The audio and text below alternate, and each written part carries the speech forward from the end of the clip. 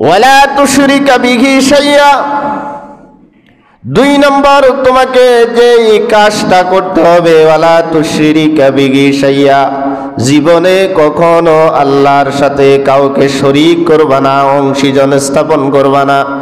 আল্লাহ ছাড়া কারো জন্য ইবাদত বন্দেগী করবা না, কাউকে দেখানোর জন্য ইবাদত বন্দেগী করবা না। 1 নম্বরে ইবাদত করবা কার জন্য? প্রশ্নের জবাবে রাসূল করিম সাল্লাল্লাহু আলাইহি ওয়াসাল্লাম হযরত মুআজকে বললেন, তুমি যেটা 1 নম্বরে করবা, কয় নম্বরে? 1 নম্বরে যেটা তুমি করবা, আনতাবুদাল্লাহ, তুমি সব সময় কার ইবাদত করবা? জোরে কোন, কার ইবাদত? রাসূলুল্লাহ কাকে বলতেছেন?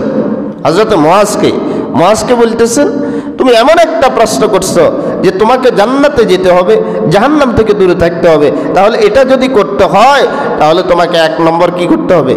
আনতাবুদাল্লাহ, কার ইবাদত করিবা? আল্লাহর ইবাদত। ওয়ালা তুশরিকা বিহি শাইয়া, 2 নম্বর তোমাকে যে কাজটা করতে হবে, ওয়ালা তুশরিকা বিহি শাইয়া, জীবনে কখনো আল্লাহর সাথে কাউকে শরীক করবা না, অংশীজন স্থাপন করবা না। আল্লাহ ছাড়া কারো জন্য ইবাদত বন্দেগী করবা না, কাউকে দেখানোর জন্য ইবাদত বন্দেগী করবা না। 1 নম্বরে ইবাদত করবা কার জন্য?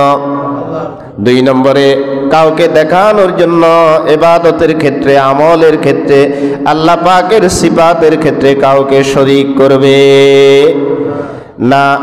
3 নম্বর যেটা, ওয়া তুকিমাস সালাতা, 5 ওয়াক্ত নামাজ কায়েম করবে, নামাজ নিজে পড়বে, পরিবারস্থ লোকদেরকে নামাজ পড়ার জন্য তাকিদ দিবে, বাধ্য করবে ছেলে সন্তানদেরকে। 3 নম্বরে ওয়া তুতিয়াজ যাকাতা, যাকাত ফরজ হলে যাকাত ফরজ হলে বছরে একবার কি দিবে? যাকাত দিবে। ওয়া তাসুমা রমাদান, রমজান মাসে যদি হায়াত পেয়ে থাকো রমজান মাসের রোজাগুলো রাখবে, রমজান মাসের রোজা রাখবে। ওয়া তাহুজ্জাল বাইতা, 6 নম্বরে তোমাকে যেই কাজ করতে হবে, যদি সামর্থ্যবান হও জীবনে একবার বাইতুল্লাহ জিয়ারত করবে, জীবনে একবার বাইতুল্লাহ জিয়ারত করবে। যে সময় রাসূলুল্লাহ হযরত মুআজ রাদিয়াল্লাহু তাআলা আনহুকে প্রশ্নের জবাবগুলো দিচ্ছেন, রাসূল কি জমিনে ছিলেন না রাসূল সাল্লাল্লাহু আলাইহি ওয়াসাল্লাম ইন্তেকাল করেছেন? জমিনে ছিলেন, রাসূল জীবিত ছিলেন।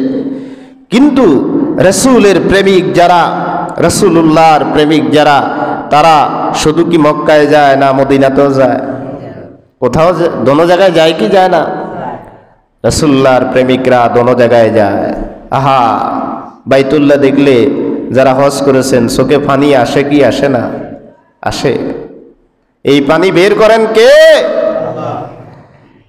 রাসূল করিম সাল্লাল্লাহু আলাইহি ওয়াসাল্লাম হাদিস শরীফের ভিতরে ইরশাদ করেন, মান যারা কবরি ওয়াজাবাত লাহু শাফাতি, যারা মক্কা এবং মদিনার প্রেমে এসে হজের উদ্দেশ্য অথবা হজ ছাড়া যেই কোনো সময়ে এসে আল্লাহ সাল্লাল্লাহু আলাইহি সাল্লামের রওজা মুবারক জিয়ারত করে, আমার মাকবারার পাশে দাঁড়ায়, আমার মাকবারার পাশে দাঁড়িয়ে আমার রওজা জিয়ারত করে, রাসূল করিম সাল্লাল্লাহু আলাইহি সাল্লাম বলেন, ওয়াজাবাত লাহু শাফাতি, আমি নবীর সুপারিশ তার জন্য ওয়াজিব হয়ে যায়।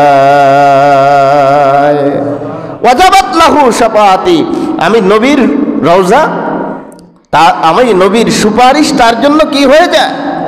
ওয়াজিব হয়ে যায়। মুআজকে যে সময় রাসূলুল্লাহ কথাগুলো বলতেছেন তখনও রাসূলুল্লাহ জীবিত ছিলেন। অপর হাদিসে রাসূলুল্লাহ সাল্লাল্লাহু আলাইহি সাল্লাম বলেন, মান রাআনি ফিল মানাম, যেই নারী পুরুষ, যেই মুসলিম মুসলিমা ঘুমের মধ্যে আমি নবীকে